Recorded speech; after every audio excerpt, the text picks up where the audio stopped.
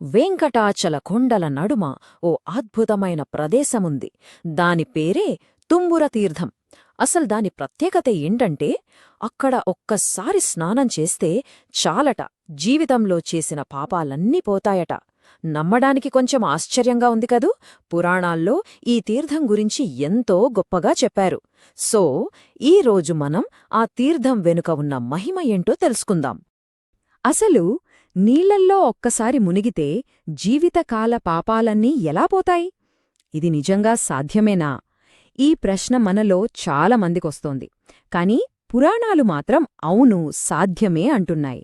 అది తుంబుల తీర్థం అనే ఈ ప్రత్యేకమైన చోట ఇది జరుగుతుందని చాలా స్పష్టంగా చెప్తున్నాయి. అదెలాగో చూద్దాం రండి.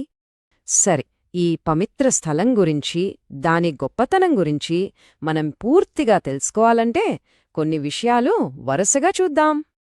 ఓకే, ముందుగా ఈ తీర్థం గురించి కొన్ని ముఖ్యమైన విషయాలు తెలుసుకుందాం. దీనికి తుంబుర తీర్థం అనే కాకుండా ఘోణతీర్థమని కూడా మరో పేరుంది. వెంకటాచల మహాత్మ్యం అనే గ్రంథంలో దీనికి ఎంత ప్రాముఖ్యత ఇచ్చారో కూడా మనం ఇప్పుడు చూద్దాం. ఈ తీర్థం గొప్పదనం గురించి మనం మాట్లాడుకుంటున్నది ఏదో ఊహించి చెప్తున్నది కాదు. సాక్షాత్తు వేదవ్యాస మహర్షే స్కందపురాణంలో వైష్ణవఖండంలోని 26వ అధ్యాయంలో దీని గురించి చాలా వివరంగా రాశారు. అంటే ఆలోచించండి, దీనికి ఎంతటి ప్రామాణికత ఉందో. అసలు ఈ గోణతీర్థం ఎలా ఏర్పడిందో తెలుసా? దాని వెనుక ఓ అద్భుతమైన కథే ఉంది. ఇది మామూలు నీరు కాదు. శ్రీ మహావిష్ణువు తన పాదజలం నుంచి ఒక భాగాన్ని సృష్టించారు. ఆ జలంలో సాక్షాత్తు లక్ష్మీదేవి స్నానం చేశాక దాన్ని వెంకటాచలానికి పంపేరట. అంటే ఇది దైవికమైన వరమన్మాట. ఇలా దైవికంగా ఏర్పడిన ఈ తుంబుర తీర్థానికి ఇంకో అద్భుతమైన, అసలు మనం ఊహించలేని ఒక శక్తి ఉంది. అదేంటో ఇప్పుడు చూద్దాం. పురాణాలేం చెప్తున్నాయంటే, కొన్ని ప్రత్యేకమైన రోజుల్లో ముల్లోకాల్లో ఉండే 3.5 కోట్ల పవిత్ర నదులన్నీ అన్నీ కలిసి ఒకే ఒక చోట కలుస్తాయట. ఆ చోటే ఈ తుంబుర తీర్థం. ఒక్కసారి ఆలోచించండి, ఆ శక్తి ఏ స్థాయిలో ఉంటుందో. ఇదేదో ఊరికే ప్రతీకాత్మకంగా చెప్పడం కాదు. గంగా, యమున, విరజ, మందాకిని, భోగవతి ఇలాంటి గొప్ప నదులతో పాటు ఇంకా 3.5 కోట్ల మిగతా పుణ్యనదులన్నీ నిజంగా ఇక్కడికి వచ్చి కలుస్తాయని పురాణాలు చాలా స్పష్టంగా చెప్పాయి. సరే, ఇంత శక్తివంతమైన తీర్థంలో స్నానం చెయ్యాలంటే ఎప్పుడు పడితే అప్పుడు చేస్తే పూర్తి ఫలితం వస్తుందా? లేదు. దానికి కొన్ని ప్రత్యేకమైన రోజులున్నాయి. ఆ టైంలో స్నానం చేస్తే ఎలాంటి ఫలితాలొస్తాయో ఇప్పుడు చూద్దాం. శాస్త్రాల ప్రకారం ముఖ్యంగా 3 పౌర్ణమిలు చాలా పవిత్రమైనవి.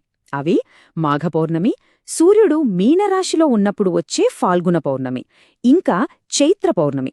ఈ 3 రోజుల్లో, అదే మధ్యాహ్నం సమయంలో, ఈ తీర్థం యొక్క శక్తి తారాస్థాయిలో ఉంటుందన్నమాట. అందుకే ఆ టైంలో చేసే స్నానానికి అంత పవర్. అసలు ఆ స్నానం చేస్తే ఎంత పుణ్యమొస్తుందో తెలుసా? దాన్ని దేంతో పోల్చారో చూడండి. కురుక్షేత్రంలో 1000 బంగారు నాణేలు దానం చేసినా, 10,000 కన్యాదానాలు చేసినా, ఎన్నో గొప్ప గొప్ప యజ్ఞాలు చేసినా ఎంత పుణ్యమొస్తుందో అంతకంటే ఎక్కువ పుణ్యం ఇక్కడొక్కసారి స్నానం చేస్తే వస్తుందట. ఇది నిజంగా మామూలు విషయం కాదు. అసలు దీనికి తుంబుర తీర్థం అని పేరెలా వచ్చింది?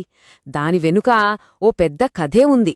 ఒక గంధర్వుడి శాపం, ఆ శాప విమోచనం, ఈ రెండింటితో ముడిపడి ఉన్న ఆ కథే ఈ నీటి పవిత్రతను ప్రపంచానికి తెలియచేసింది.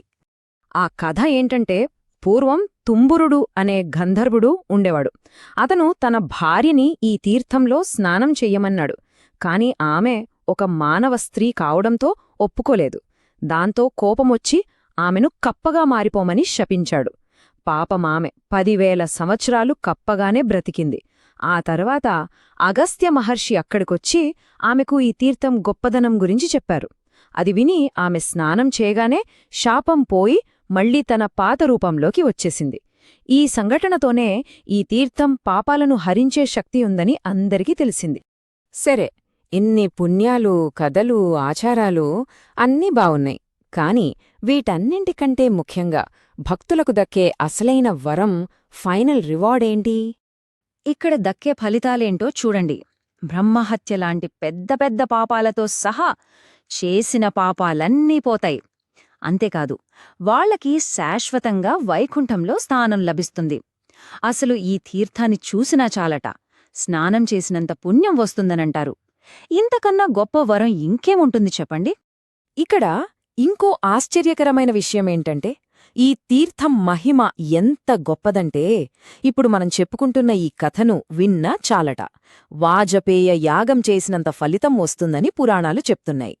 వింటేనే అంత పుణ్యమొస్తుందంటే ఆ ప్రదేశం ఎంత శక్తివంతమైనదో ఆలోచించండి.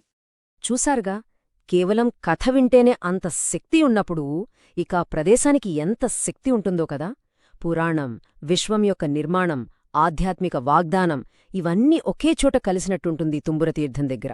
ఇది కేవలం ఒక ప్రదేశం కాదు, మనల్ని మనం శుద్ధి చేసుకుని దేవుడికి దగ్గరవడానికి దొరికిన ఒక గొప్ప అవకాశం.